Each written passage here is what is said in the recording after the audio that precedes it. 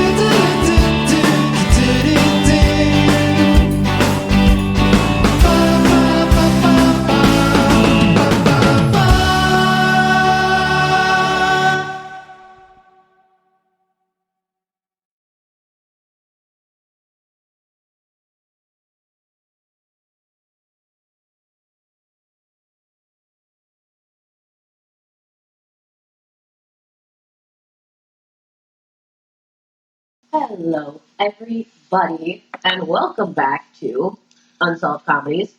As always, I am your host, Keizaya. I apologize for the absence of a couple of weeks, but we're back. We also have our esteemed co-host, Stefan. There he is.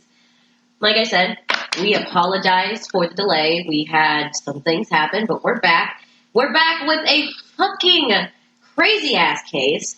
You ever heard of this case? It's called the Elisa Lam case. Good case. Well, bad case, but interesting case. She's the girl that likes to swim, right? We're starting it off. I don't understand. Why is she giving me this look? We're starting off early. For all you know, she likes swimming. Yes, she likes swimming in a fucking water tank on top of a hotel. Like, why would you do that? I mean, I've actually he doesn't even have an answer. I've actually heard the story, and I'm 99.99% positive she wasn't the one that decided to take a dip. No. Actually, my mom and I were just talking about it, and she was like, if she was in the water, she didn't do it. I was like, yeah.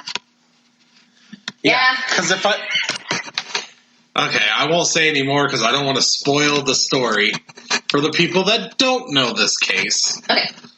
So, I had to, let's start with something, the place where this all takes place. It's in LA, called, at a hotel called the Cecil Hotel.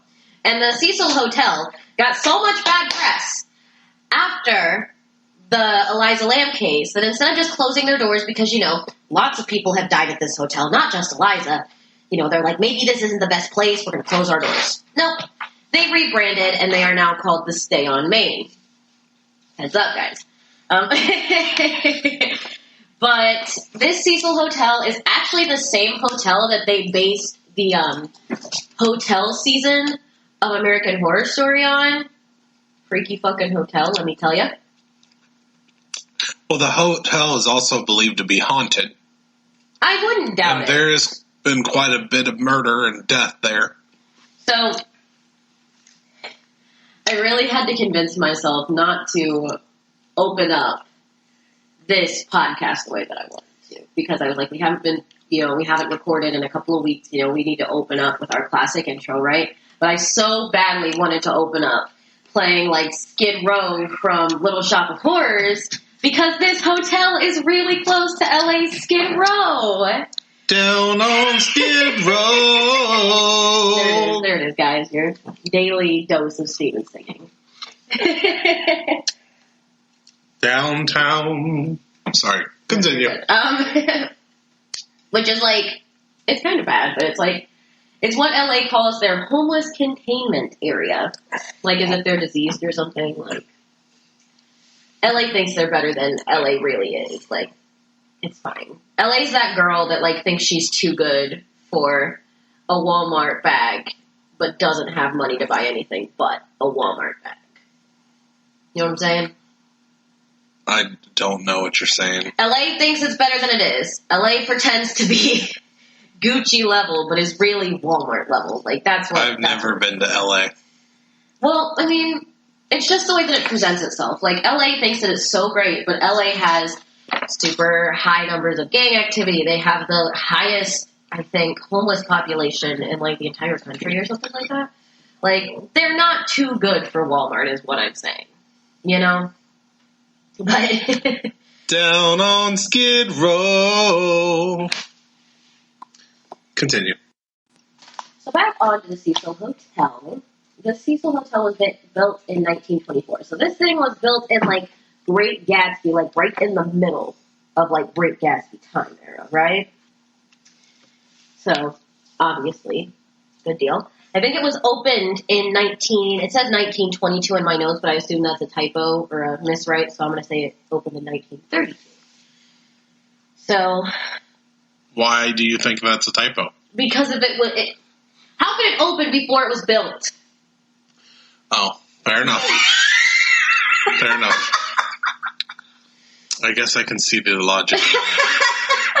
So I'm going to assume that my notes meant to say 1932. And it was meant to be for, like, super wealthy guests, like the Great Gatsby type guests. And then, like, you know, the Depression hit and everything went to shit. Actually, it was opened in 1928. I remember now. It was opened in 1928, not 1932, 1928. I don't know why I wrote 1922, maybe because I'm an idiot, you know. No, that checks out. But, so the Cecil Hotel, has had a lot of unexplained deaths. Do you know about any of them? Besides Elisa. I know that it's had a lot of unexplained deaths. It's been a while since I've looked into it, so I'm not entirely sure. I do think I was looking around while I was looking at Eliza Lamb when I realized that this was the story I do know. I saw that there's been 16 unexplained deaths at the Cecil Hotel. Well, we'll talk about those unexplained deaths. I believe I did a little bit of research when Hotel for American Horror Story came out, because I found out it was based on a real place, and I was interested in knowing, you know, the backstory on the hotel. Yeah.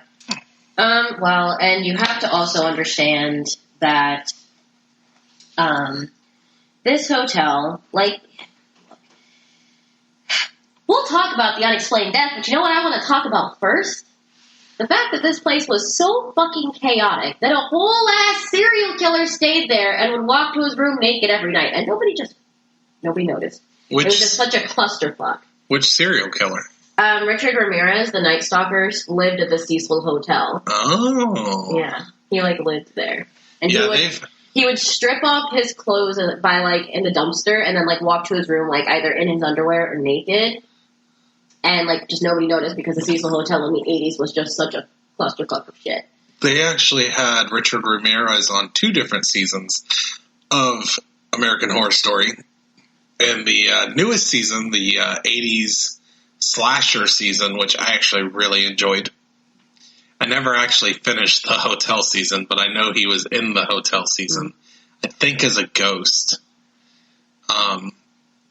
But he was actually living at this place when he was caught. He lived in the hotel until 1985 when he was caught. And then there was another serial killer that lived there that I think did something to the effect of strangle women with their bras. Like their own bras. Like he would take their bras off of them. Like, you know. Oh, it sounds like he's resourceful. Yeah. There was also a lady there named... When you want to kill every motherfucker on a budget. Every motherfucker on a budget. There was also a lady there named Dorothy Jean Purcell, and she woke up in the middle of the night next to her lover. I don't know if they were married or what, but she was, like, with this guy, and she woke up in the middle of the night, and I think she was having, like, back pain, and she went to the bathroom because she thought maybe she had to go to the bathroom, and gave birth to a baby in the bathroom, claimed he was a stillborn, and chucked him out the window. I mean, that's what you do with babies that are stillborn, I guess. Seriously? Just chucked it out the window. Just chucked him. Just Fucking chucked him. Like, she didn't want to wake up her boyfriend or partner or whatever the fuck. And so she, like, just gave birth to this baby in the bathtub in the bathroom and then, like, fucking, yeeted the baby. Yeetus the fetus out of the window. You know what I'm saying? Oh, my gosh, yeetus the fetus. That's... Oh, jeez. Well, we just lost more listeners. Shit. Fetus deletus. It's a Harry Potter spell. Look for it. I don't think it's a real spell. I just I think it should be a spell. Uh-huh. Like the abortion spell. Fetus deletus. No. Oh, that's fucked up. I mean, so I'm just going to go on a limb here, and this woman had postpartum depression. She had postpartum depression seconds after giving birth. Like, literally, she got off the floor, wiped all the blood off of her, everything after she delivered the placenta, and then just yeeted the baby and the placenta out of the whole fucking, I don't even know, we're going off on a side show here, because I'm trying to figure out what did the person who found that baby think? Oh my god, I feel so bad for that person. Jeez. Just imagine that. You're just... No, I don't want to. Taking your morning walk. Negative. You come up 9. 9. Delete us in the middle of the street. Okay, I swear I'm done. I thought I was the fucked up one here. Listen. Every girl jokes about abortion. I have not met one that doesn't. Does that mean we all do it or we all support it? No. We all joke about it, though. It's a joke. It's a running thing. Is it now? That's not abortion. That's playing football and using the baby as a ball. I mean, it's an abortion after the fact. It's a postpartum abortion. That's not a thing. Okay, guys, I'm really sorry. I'm actually done. That's called murder. I mean, it is murder. I'm not saying it's not murder, but there were also men who got poisoned at this hotel and were just found in their rooms. Yes, let's get it to the less fucked up. And murder. There were lots of people that just leaped to their death from the Cecil Hotel. There was this one chick, I can't remember her name, but she leaped from her. I think she was in the 12th floor. And she leaped from her bed, from her hotel room, and landed on another guy, and they both died. So she committed suicide and then took someone out with her. I mean... She was like, I'm taking you down with me, fucker. Maybe she just had really good aim. Maybe. But yeah, this place is really, really fucked up. Literally, this is the type of place, prostitutes, drug addicts, and murderers hung out. Literally, people would just be, overdosed in the hallways. So, not a great place to be. Okay, so I don't know why you had to bring up prostitutes. It's a hotel. I just naturally assume that prostitutes are going to be abundantly there, in abundance there. We see where his mind's going, right, guys? I mean, I'm just saying that it's not like it's a huge fucking stretch to think of a hotel and think, there's probably prostitutes there. Oh no, not prostitutes. Anyway, and some people, I don't know if you know the Black Dahlia case, it's hella fucking famous, right? I do know the Black Dahlia case. Some people think, I couldn't find any evidence, I don't know if it's true, but some people think that the Black Dahlia stayed at the Cecil Hotel in the days leading up to her death. I believe that's an unsolved mystery. Maybe we'll have to cover sometime. That case will be another 3-parter, just like the West Memphis 3. If you guys haven't seen our West Memphis 3 episodes, check them out.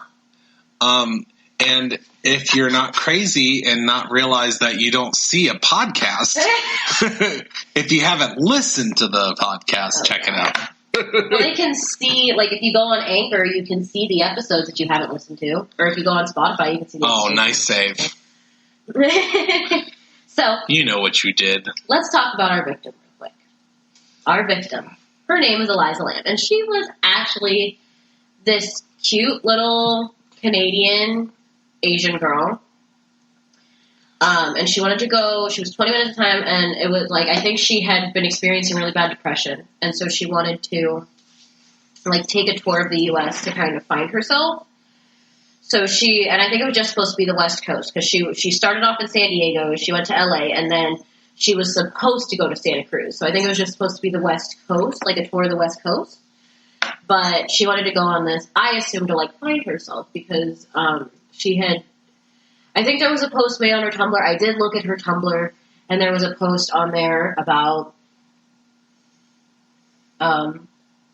like having failed out of classes and feeling lost and upset with herself, right? What year was this? I'm pretty sure this happened. Let me just double check so I don't give you the wrong time. But I know it's pretty recent because I think I heard about it when it happened. I think it was 2013, but I'm just going to check to make sure. Yeah, she was found in February of 2013, so this was like within the last 10 years. This happened. But yeah, I did check out her Tumblr, and she had posted on there that she like had failed. Like, she was really disappointed in herself because she had been in college for 3 years and only passed 3 courses, and she was feeling really defeated and upset. So I think this might have been a way for her to kind of find herself and maybe boost her spirits a little bit so she could go back and take more classes next time. I don't think I realized that Tumblr's been around that long. He's old, guys. In high school, his nickname was Prehistoric. I'm telling you. No, it wasn't. Okay, so that joke doesn't even make sense. Yeah, because anyone else I was going to high school with, guess what? They're the same fucking age. So Craig is also old. Yep. Cat, do you have anything to throw? That's my cat. She's just going to stare at me. I need a hairball. I need a hairball. So she started off in San Diego, and then on the 26th, she got into LA. And between the 26th and the 28th, we're not sure where she stayed.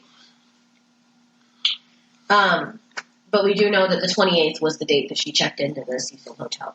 So I'm assuming, because she made a post about some gaudy hotel.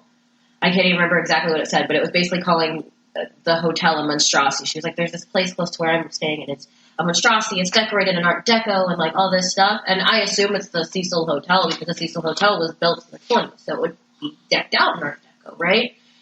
So we assume that she stayed somewhere else for the first 2 days and then maybe did some research when she saw the Cecil Hotel, and maybe it freaked her out.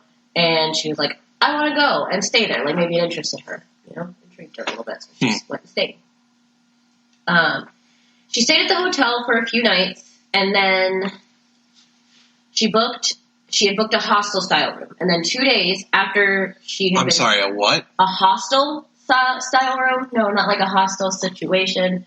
Like a hostel, like you share this room with a couple of other people type deal. A hostel, so if you don't know what a hostel is, guys, a hostel is something that's not really done in the States, but it's mainly done in like Europe and Japan and stuff. And basically what it is it's kind of like our equivalent of a bed and breakfast. Like, you rent a bed instead of renting a room, and you go and stay in that bed, and they have like group showers and common areas and group bathrooms and stuff. But it's like something that people do when they travel, because a hostel could be $20 to $30 a night, and a hotel could be $80 a night. So if you're going to be like backpacking it across Europe or something, you're going to stay in a hostel because it's just cheaper. See, all I can think about is that horror movie where people were murdered in a hostel. Oh, I didn't even know that was a thing. And it was called Hostel. I didn't even know that was a thing. But yeah. It came out shortly after the Saw series came out. I've never seen the Saw series either. Well, it's extremely gruesome. Yeah. My mom didn't let me watch those. She said they were bad. Well, I mean, I don't recommend children watching Saw or Hostel, for that matter. Well, I was just explaining what a hostel was for, like, our listeners, in case they didn't know, because I had no idea that a hostel even existed until I went to, like, an 8th grade Spanish class, and it was a Spanish culture class, and my Spanish teacher told us about hostels because they have a lot in Spain. Ah. Yeah. So if you don't know what that is, that's what that is. So she had booked a hostel-style room, so she was in there with a couple of other girls. And she was in there for 2 days before she was given her own room because her companions in the room complained that she had odd behavior. And nobody ever elaborated on what odd behavior meant. They just said, odd behavior, odd behavior. So, like, I don't know what odd behavior means, but odd behavior, right? So, and, like, the other thing is, like, normally cops would follow up on that type of thing. They'd be like, what do you mean odd behavior? What was she doing? Was she being, like, hostile, or was she being, you know, depressed? Like, what was happening? Well, did they call the cops? Well, no, they didn't call the cops. When a girl goes missing, you check everything, and it's not as if the cops didn't have access to the complaint. Oh, you're saying after she died. Okay. Yeah. Because she... spoilers, how do we know that she's died? Would this be an unsolved mystery if she didn't? And I didn't say died, I said went missing. Don't put words in my mouth, you fucking weirdo. I'm the weirdo. Yeah. You're the one that's talking about eating babies, and I'm the weirdo. You used to please, guys. I'm sorry. Go on. Okay, so she stayed in that room, I think, for like... And she started staying there on the 28th, and she stayed in the room for 2 days. So she only really stayed in her own room one night before she went missing, because she went missing on the 31st. So she suffered from bipolar disorder and depression, but the one thing that we do know is that she kept in constant contact with her parents the whole time that she was in San Diego and LA. The whole reason that her parents called the police was because she was supposed to leave LA, I think, on the 31st and go to Santa Cruz. And she never called them and said, hey, I got to Santa Cruz. Hey, Santa Cruz is cool. Like, she was talking to her parents at least twice a day, I think, is what I read. Like, she was talking to them all the time. So they were really confused when they didn't hear from their daughter. And they gave it a couple of days because maybe she had just gotten really tired from traveling. And they never heard anything, so they called the cops, right? However, there are some people that did see Elisa on her last day scene, besides the elevator footage. And it was at a bookstore called The Last Bookstore. And we think that besides, like, hotel attendants and stuff like that, she was the last person to see and have a conversation with Elisa Lam besides a potential murderer, right? But this chick said that she was fine. Like, she was fine. She was like, we were talking, and she was happy, and she was chipper. Like, according to her, there wasn't anything out of the ordinary. Which is important later, because we'll find out that there was some stuff going on that maybe could have made her act weird, but she was acting completely normal earlier that day. So, after a few days, the police are contacted by her parents. I mentioned that. And later, I think it's a week later, I think it's like 6 or 7 days later, that the police actually hold their press conference, right? And the press conference, they're like, this Canadian girl's been missing. This is her picture. This is what she looks like. This is where she was staying. And somebody makes a comment. Like, I remember listening to, because I was at work, so I couldn't,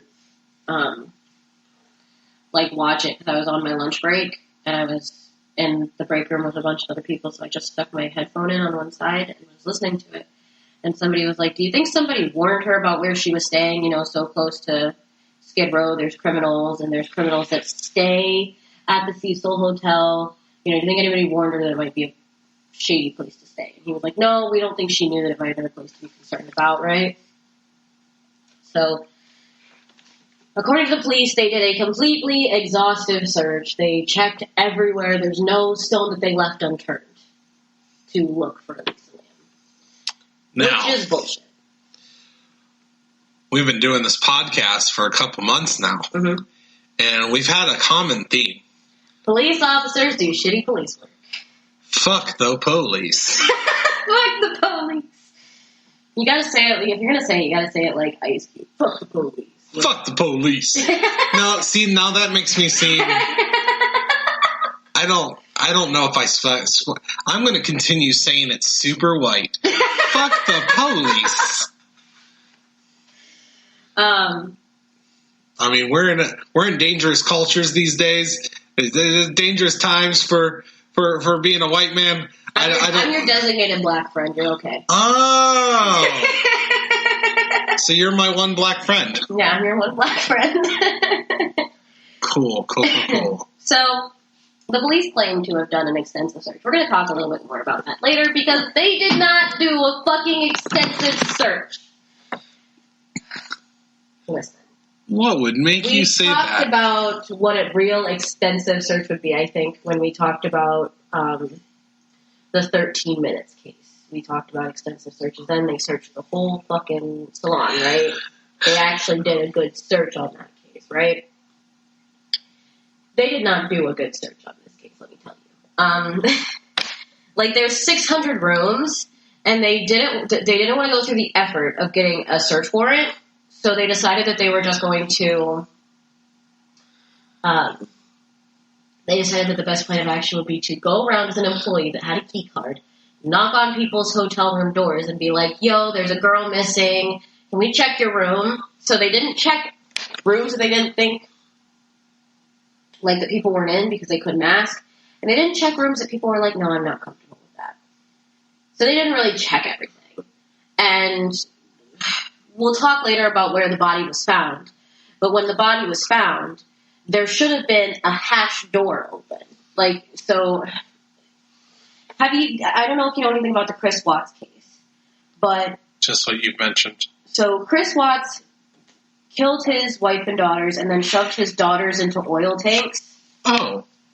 And these water tanks were similar to those oil tanks. They had like big, massive lids on the top that you couldn't open because they were too big and too heavy for any person to open, but they had a little hatch that like people speculate Eliza could have jumped through.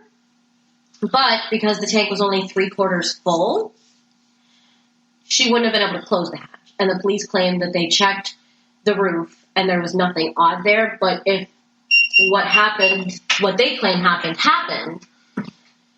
then the hatch would have been opened because Eliza wouldn't have been able to close it. So they didn't really do an extensive search. It was the most bullshit-ass extensive search ever.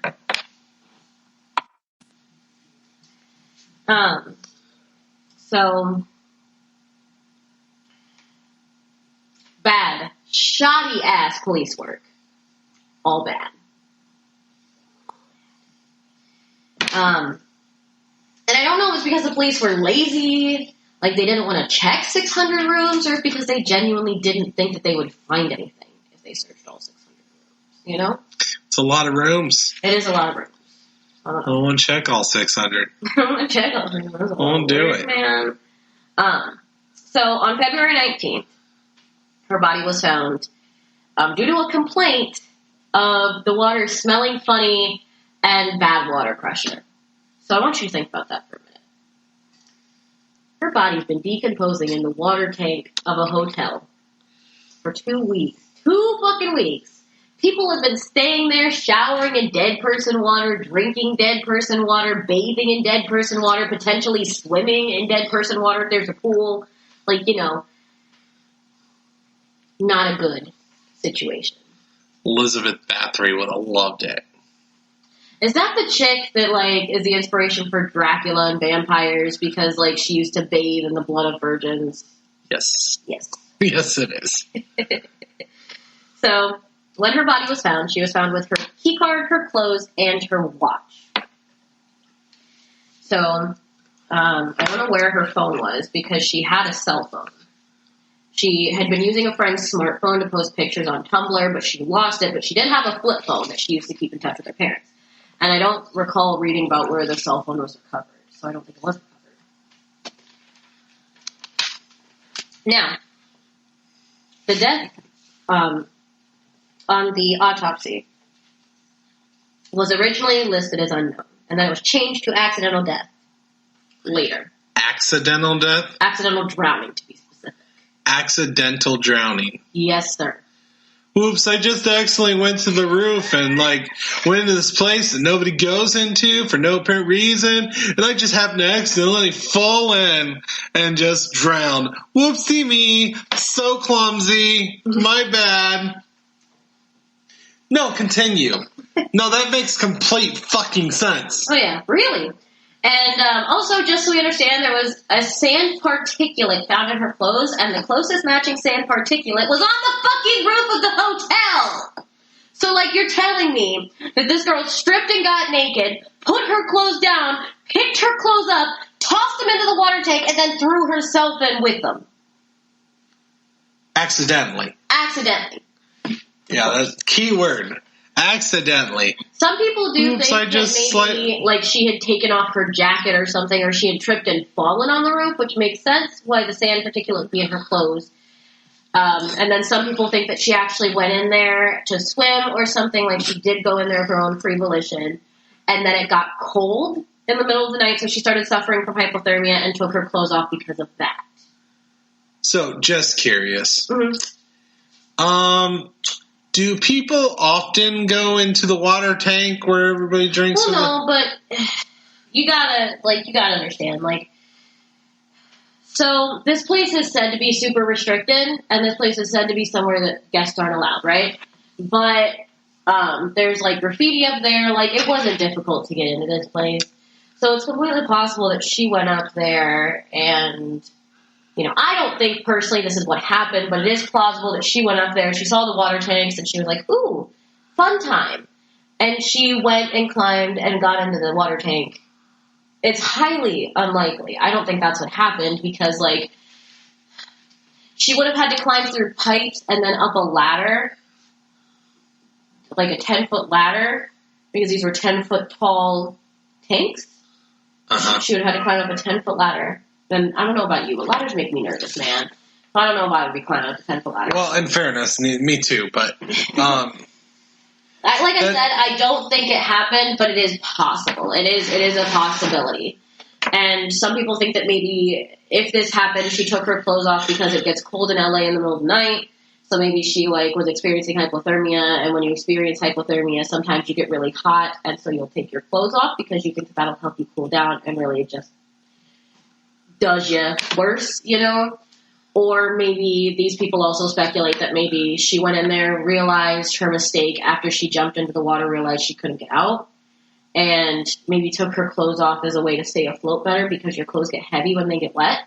So some people think that maybe, she did go in there of her own free volition. She went swimming. She thought she'd be able to get out. When she couldn't get out, she took her clothes off so that she would be able to stay afloat longer. Mm-hmm. Like I said, I don't think that's what happened, but it is possible, and it is a theory. Sure. Bullshit. I mean, sure. You should have covered that up better with, like, a pop or something, like, you know, bullshit. Yeah. I wasn't trying to hide it. Okay. So there was a Redditor online that found out the 3 medications that she was on from the toxicology report, and I actually have them. And there's one that I actually know about. The 3 medications that Elisa Lam was on, she was on Wellbutrin, Lamictal, and Seroquel. And she was also on Effexor. Wellbutrin I do know something about. And some of this information I did get from Stephanie Harlow's video again because she just had some information I just straight couldn't find anywhere else. Like, she was able to find out about, like, she's the one who found out about the fact that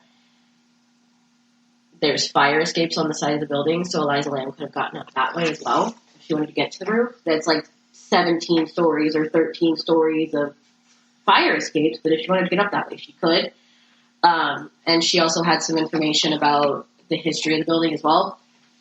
So I got some information from her video, but I was in the comments of her video, and some guy was like, I'm on Wellbutrin, and I took too much Wellbutrin one day, and I started hallucinating and having, like, a crazy time.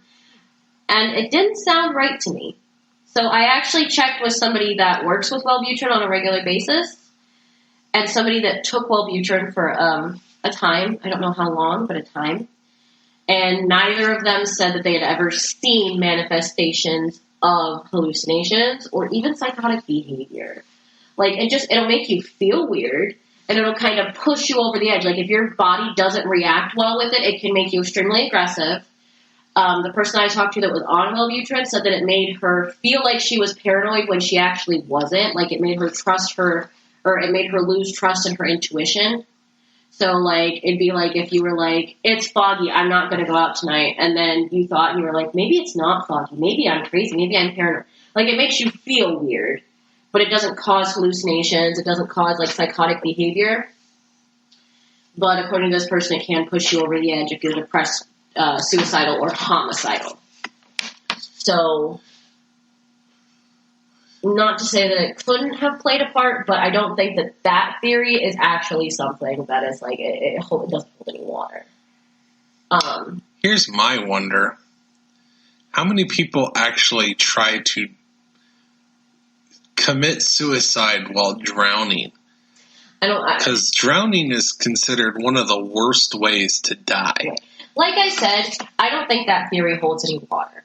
I don't think that she was suicidal. Like, the person I spoke to was a family member of mine, and even they said it doesn't make you suicidal. It makes you want to fucking kill people. So it's highly unlikely. Sounds like a great drug. Oh, yeah. Like, and I don't know about the other drugs that she was on or how those drugs interact with each other, but according to the person I spoke to, and I just saw that theory, like I said, in the comments of that video, and I checked with a couple people, and according to the people that I talked to, it doesn't hold any water. Well, let's say that she was suicidal. She had a perfectly good building to jump right off of. She could have pulled a Ray Rivera on us. Okay. Also not suicide. I know. It was just a funny joke, okay? Uh-huh. But, I have a hard time believing anybody's like, you know what I want to do? I want to go and commit suicide by drowning, one of the worst ways a human being can die. Well, let's talk about drowning for a second. Drowning takes time, right? Drowning. Yes, so drowning is similar to, I don't know if you know about the case where the girl, like, texted her boyfriend and convinced him to kill himself. But she convinced him to kill himself with a generator in the backseat of his truck. And it takes time. Those are two of the most painful ways to go because they take time. It's not going to be quick. It's not like you're just going to go to sleep and never wake up. You're going to sit in this car filled with carbon monoxide gas. So you're going to sit in this water tank or this pool filled with water and basically just wait for you to not be able to handle yourself anymore and either pass out from the carbon monoxide smoke, or if you're in water, succumb to drowning because you can't stay afloat. Well, here's another thing. One reason I don't think a lot of suicides try to commit suicide by drowning is instinct kicks in. Yeah. So if you're trying to kill yourself, the worst thing you want to do is try to do something like drowning, where your natural instinct just forces you to try to save your life. So if you're trying to kill yourself, that is a terrible, terrible idea. Oh, yeah. It's just... So, according to some people I saw, it seems like it's more common than, most people think, but it's not as common as, like, it's not common. You know what I mean? Like, drowning or seeing hallucinations? Drowning. Like, I have this article pulled up, where it says it's not an infrequent method of suicide, but there's no statistics on it either. Like, normally you would find and you would read and, whatever, but there's really no information. Like, it just says it's not uncommon, but there's no stats on it or which says to be bullshit. Right. All those suicides that are drowning are not suicides. Murders. Or, accidental deaths, like, if you're... Or accidental death. Water. But yeah. So it shouldn't cause... That's just something that I saw. Like I said, it was just something I saw in the comments, and I kind of wanted to squash it a little bit because I have a little bit more knowledge about it than I think some people do. because the person that I had to ask about it was, like, really close to me at the time. And, well, at the time. She's still really close to me, but I was living very close to her at the time, and so I was able to see a lot of it. So it didn't sound right. And you survived. I'm going to hit him, guys. I'm going to hit him. It's going to happen. There's fortune cookies on the table. I'm going to throw one at him. It's happening. Get your own thing.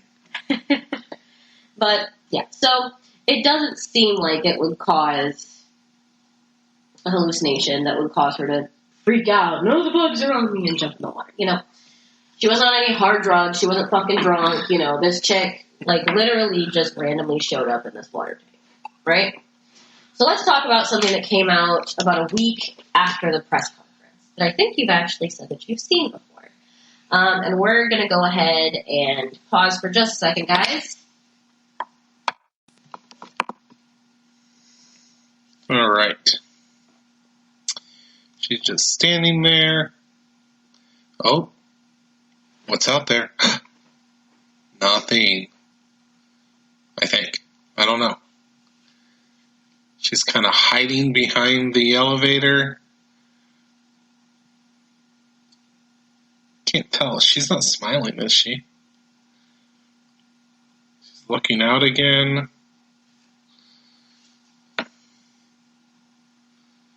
Still looking, slowly walking out. I forgot how weird this video is. Mm-hmm.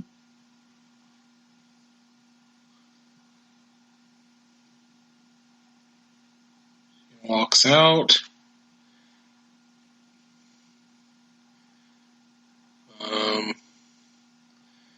She's like just right on the outside to the left of the elevator.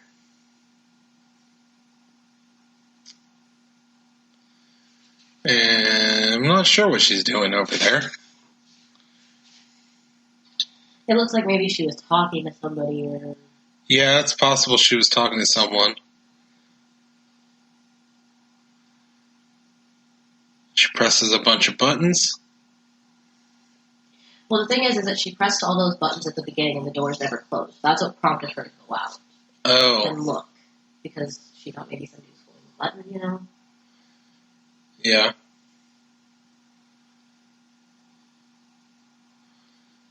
Still outside. She went back outside after pressing the buttons. This is probably the part where I mentioned look at her hands. Oh, yeah. I don't know what the hell she's doing.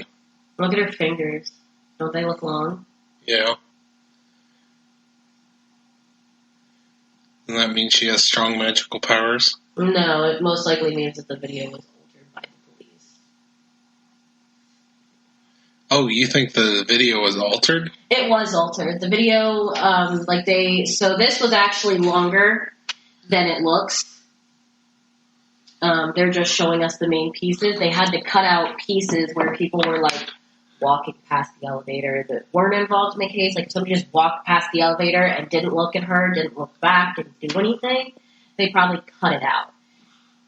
And also, if you look really quick, just look at the timestamp on the bottom. I couldn't read any of that when I was looking. Exactly. You can't read any of it. It was made unreadable by either the police or the hotel, one or the other. Probably because they didn't want people to realize that there had been bits and pieces taken out. Even though, honestly, I don't think that the altering of the video was anything malicious or anything bad.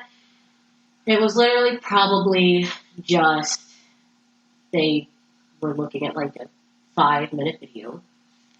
And in that 5 minutes, there were a bunch of people on camera that had nothing to do with the case, so they just cut them out to protect their identity type situation, you know? Oh, fair enough.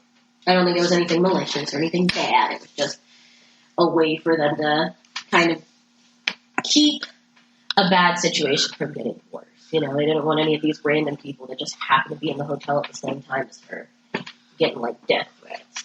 I'm a little disappointed you didn't really acknowledge my Harry Potter reference. Oh, I didn't hear it. I'm sorry. Long fingers. Oh, does that mean she has magical powers? Strong magical powers. Shut up. But Yes, the video was altered. It's not a bad thing. Like, everybody thinks, oh, the video was altered. That means they're hiding something. Not really. Not always. I think that, in this case, it really was benign. Completely benign. What did you think of the footage? Well, it's weird footage. She looks weirded out, which, I guess if the elevator door is not closing, most likely culprit is Ghost, of course. But if the doors aren't closing, but she does seem a little weird and freaked out. Yeah. So let's talk about something here. Let's talk about one of the theories out there is that Elisa was playing something called the elevator game. Which she wasn't, guys. I'm still going to explain what the elevator game is, just for argument's sake, so that nobody can say, you didn't even explain it. You're not going to explain her odd behavior. It doesn't explain her odd behavior. She wasn't following any of the rules, But some people think she was playing the elevator game. So let's go over the elevator game real quick. So the elevator game, if you don't know anything about it, is supposed to transport you to another dimension or another world. Oh, this is like a Ouija board shit. And it's supposed to be like, first of all, I don't know why anybody would fucking want to play the elevator game. I don't know why anyone would fucking want to go to this other dimension, other world, because nothing good ever happens there. Like, it's completely dark, you're completely alone. The only person that you could potentially be with is some weird chick that's hanging out in the elevator that you're not allowed to look at or talk to, because if you do, you pass out and wake up in this other dimension, and you can't get back home. It's just it doesn't sound like, and a lot of things can go wrong, and apparently if you go explore, you could get lost, and when we read the rules, you'll see that you have to return to your dimension from the elevator that you left your dimension in, but apparently, it's you can get lost, and you could end up in another hotel, or in another elevator in the hotel or something, or in the apartment building. It's a weird fucking thing, guys. Don't try this. It's just... Disclaimer, please don't try this. I don't know if it works. I've never seen any evidence that it works. I've never tried it. I'm not going to try it. You guys shouldn't try it either, because it just sounds like all bad news. And I don't want to be responsible if one of you guys gets stuck in some other world. So, don't do it. Let's talk about the rules, though. Because the rules are kind of complicated. And when you look at that footage and I read you the rules, you'll understand why I said she wasn't following the rules. But it's a weird thing. So, the first thing that you have to do, the first thing you have to know is that you have to be doing this elevator game in a hotel or apartment building. It has to be a building with more than 10 floors. Otherwise, this doesn't work. You have to enter the elevator on the first floor by yourself. If anyone else gets on the elevator, you can't start it until they're gone. So, they'd have to get out of there, and then you would have to go back down to the first floor and enter again. You'd have to start the whole thing over again. You have to press the button for the fourth floor, and then you can't get out of the elevator. When the elevator reaches the fourth floor, you have to stay in the elevator and press the button for the second floor. Same thing, you can't get out of the elevator when it reaches the second floor. You have to stay and press the button for the sixth floor. You can't get out of the elevator again when it reaches the sixth floor. You have to stay in the elevator and press the button for the second floor. You can't get out of the elevator when you reach the second floor. Some people hear a voice calling to them at this point. You're not supposed to respond.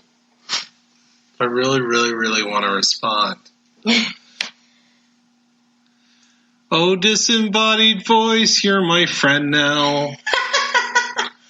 So, you cannot reply, you can't answer anyway. You can't say, yeah, you can't say, who's that? You can't be like, what? Because I guess it, could lead to a bad result.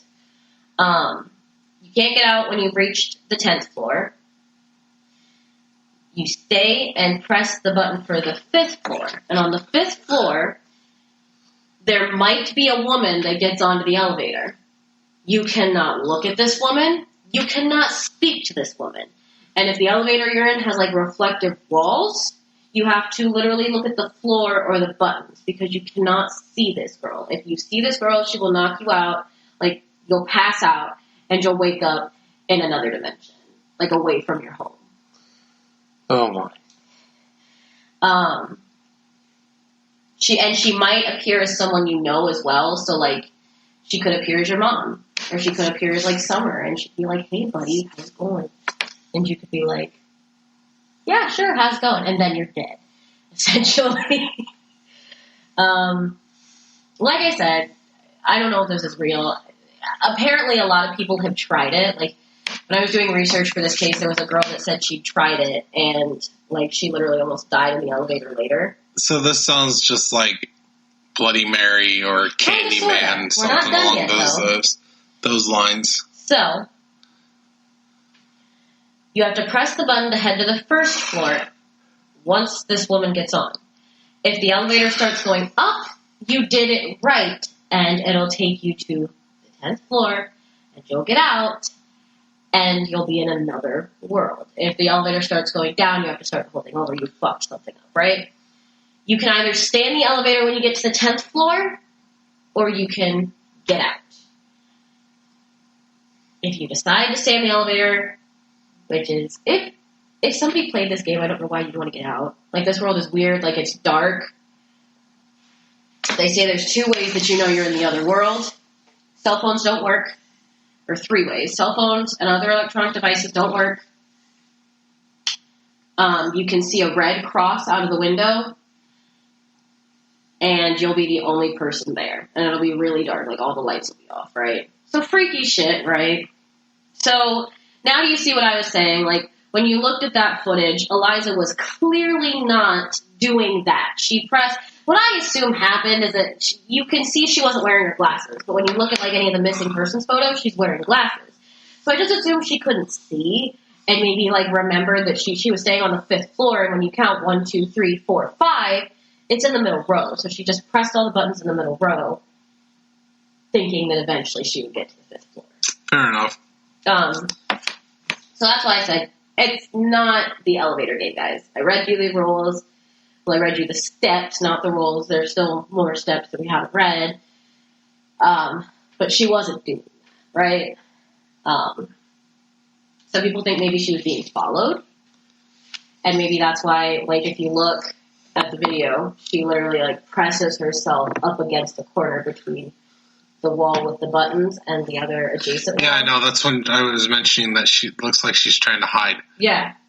So some people think maybe she's being followed, and so she, like, pressed herself up in there to keep from being seen by this person, but then she gets out of the elevator again. So some people say, no, she wasn't being followed. If I was being followed, I wouldn't step out of that elevator for anything. No. So it depends on who you are. But this case is fucking weird. So when somebody dies, what's the thing that's most present, typically? Like, if somebody shoots you or knocks you out or blunt force trauma to the head, what's the thing that's the most prevalent? Blood? You want to know what they couldn't find any of in her body? In her body? Well, I mean, I'm guessing it's blood. Yeah, they did, like, a toxicology report, and, like, they were trying to do something else, and they didn't have enough blood, they said. They just didn't have enough. Calypso, stop messing with Uncle Steven's mic, please. She's like, no. But it's just, like, it's a weird case. It's a weird case. Like, they did a rape kit on her, but the rape kit has never been made public. So for all we know, it's never even been processed. It could be sitting on backlog at the LAPD's office somewhere.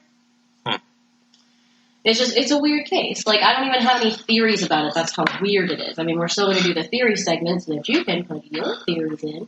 But it's such a weird case. Like, and I'm sure you agree with me. It's just so weird.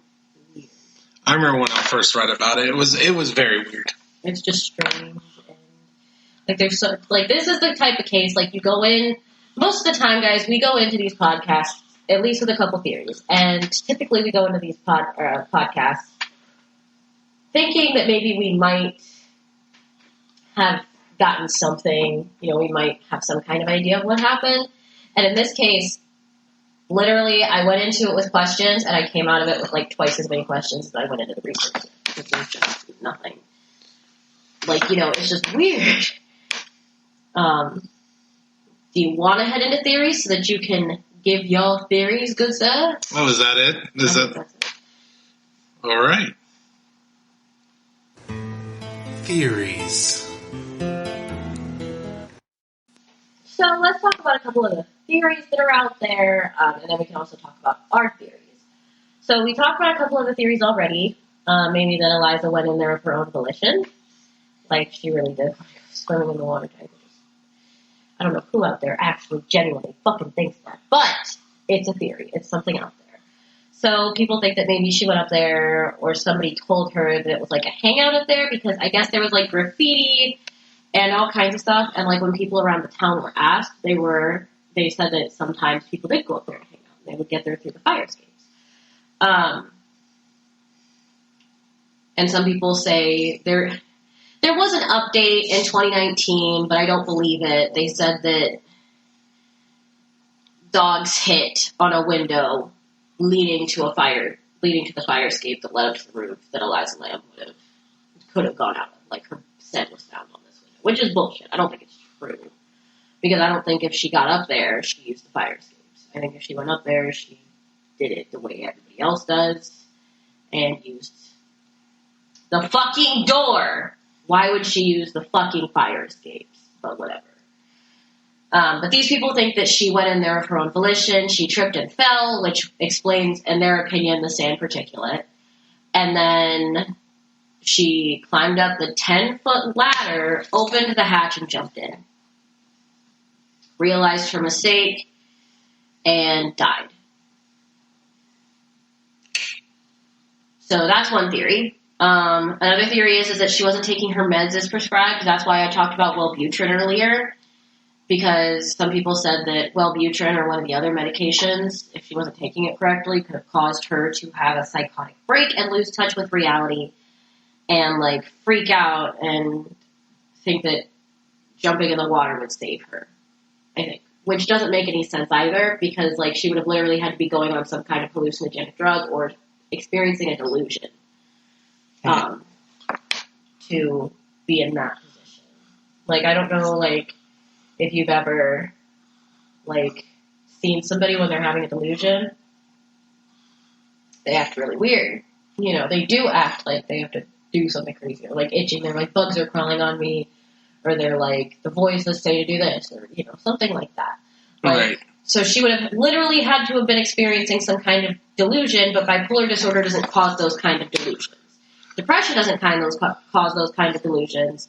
And anxiety doesn't cause those kind of delusions, which according to the medical people that covered this case are the only 3 conditions that she had. So unless she had psychosis or schizophrenia or something that we don't know about, it wouldn't make sense for her to be experiencing some kind of psychotic break and experience delusions on top of the hotel and jump in the water tank. You ever heard of the movie Dark Water? Heard of it, never seen it. So, the movie Dark Water is another theory out there. It was made before Eliza died. And in the movie, a little girl, I think the little girl's 9. I've never seen it. This was another piece of information I couldn't find any information about except for Stephanie's video. But basically what Stephanie says it's about this 9-year-old girl that climbs up to the roof of her apartment building and jumps in one of the water tanks and is found there later. So some people think that maybe some guy found her and found her attractive or something and wanted to act out the movie with her, and that's why she was acting playful when she was in the elevator. She jumped out and she stepped out and would talk.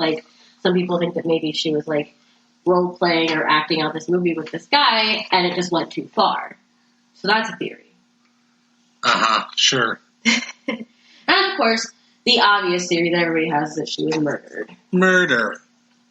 The like I said, I really don't have any personal theories for this. Like, I mainly wanted to keep the theories section in there because there are so many theories out there. There's also a theory that an employee lied to her and, like, said that he likes to go swimming in the water tank and led her up to the roof and wanted to have sex with her, and she told him no, and so he threw her in the water tank and left her there to drown. There's a theory that, like, there's literally, like, there's so many theories with this case, like, you can't even cover them all. Like, there's just so many. Like, I remember reading this one guy's theory on Reddit, and he, like, it was on a screen cap, actually. It wasn't, like, on Reddit, so it couldn't be gone now. But it was a screen cap, and it was, like, maybe somebody, like, maybe she was possessed. You know, this hotel is said to be haunted. Maybe she was possessed. Perhaps. You know, whatever made her jump into the water was, you know, a possession situation. Or maybe, you know, she was playing. Some guy thought that maybe she might have been, like, playing, like, doing geocaching, which doesn't make any sense. Because I don't know why there'd be a geocache on the top of the roof. But what are your personal theories, since I don't have any of my own? Vampires. You said she had no blood. Vampires suck blood. I mean, it's murder. Murder, and they dump the body into the water tank. I mean, I think they dumped her into the water tank while she was still alive, but the weird thing about the murder theory is that there was no external trauma. Yeah, but true, fair. But did they say drowning was the cause of death? They said so originally the cause of death was marked as unknown. Yes. And then after, like before it was released to the press, it had been crossed out and somebody wrote error underneath it. Like, you can literally look up this picture on Google and it's like unknown, and then it's scratched out and somebody wrote error underneath it and they crossed out accidental and wrote that drowning was the cause of death. Okay, so drowning is the official cause of death. Yes. I still think murder, and then either murder as in they threw the body in there and she eventually drowned, or, I mean, the fact that the clothes were in the water with her, I mean, that to me, that just says they dumped the body. Why she was already naked, which suggests that she was probably raped. But but like, even on the murder level, like, it's more believable to me, and I'm not saying that this happened, but it's more believable to me that Eliza climbed up there herself and jumped in, rather than somebody carrying 142 pounds of dead weight climbed up a 10-foot ladder, opened a hatch, dumped her in, climbed down that ladder, climbed back up the ladder with her clothes, and dumped them in there as well. Like, imagine carrying me up a ladder that's 10 feet. I mean, and I think I'm bigger than she is. Mm-hmm. Yeah, but I mean, I think it's possible. She didn't look that big in that picture or that video. Like, a big man who's strong enough, I think, could do it. And it's perfect place to hide a body. I mean, they didn't find her body for like 2 weeks. That's plenty of time to get away. And clearly did a lot to avoid things. I don't know. Like I said, it's just weird. And if he's a vampire, he has super strength. So, you know, he could easily do that. Well, I mean, yeah, super strength is an option, but, like, do you think that, you know, you assume, okay, so my dad is probably the only person I know that has carried me when I weighed over 100 pounds a long distance. And my dad, I don't think that any ladder that's 10 feet tall would support my dad's weight and my dead weight if he was trying to toss me into a fucking water tank. I mean, those ladders for like a water tank or whatever, those are pretty sturdy.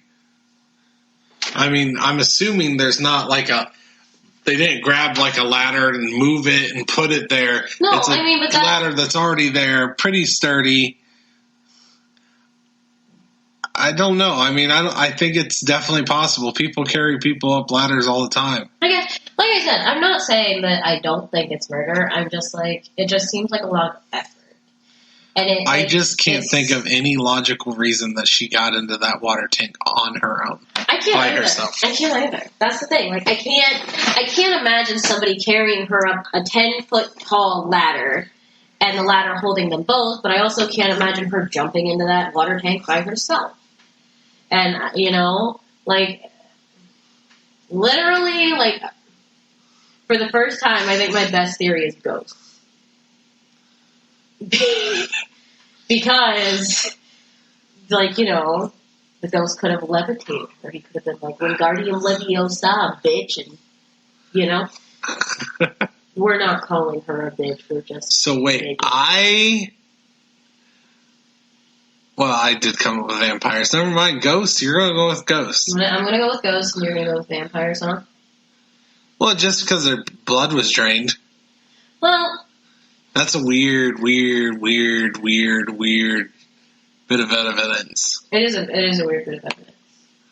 It's one of those things that, like, fucks me up. Because that proves to me that it isn't suicide or anything like that. Yeah. I don't know a lot of people that are like, whew, let me just drain my blood real quick before I kill myself. And I'm trying to figure out how they did it, too, because there was no external trauma.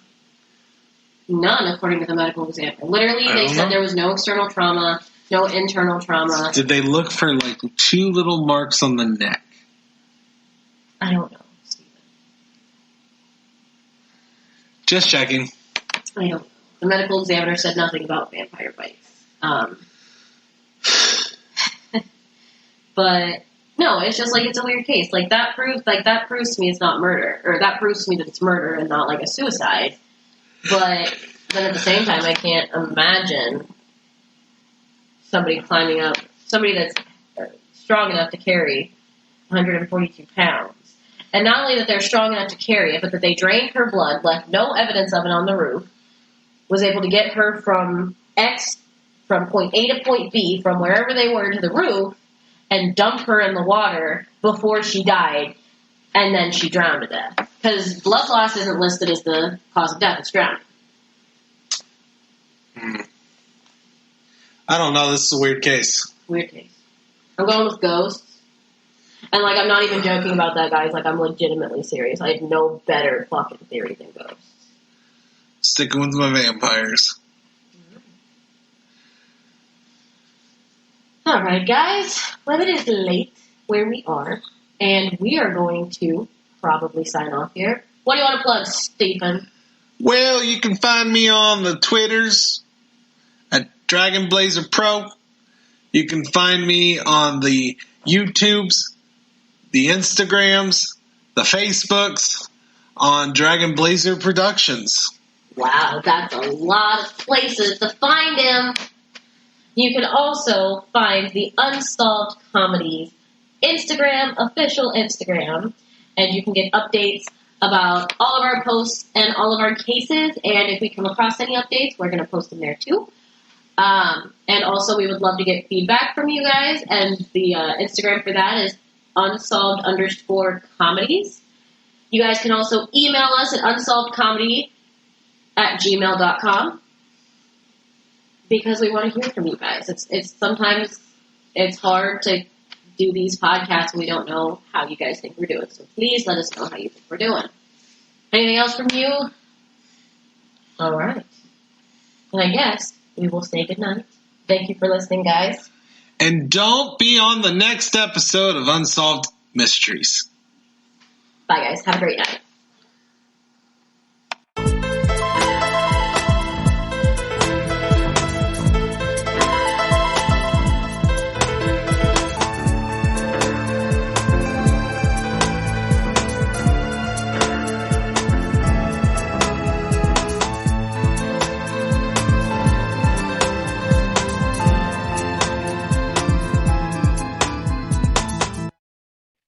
Hey everyone, I'm Steven from many different podcasts like Drunk Like Me, Pro Wrestling Apologist, The Rage and Blaze Show, and of course, That Got Dark.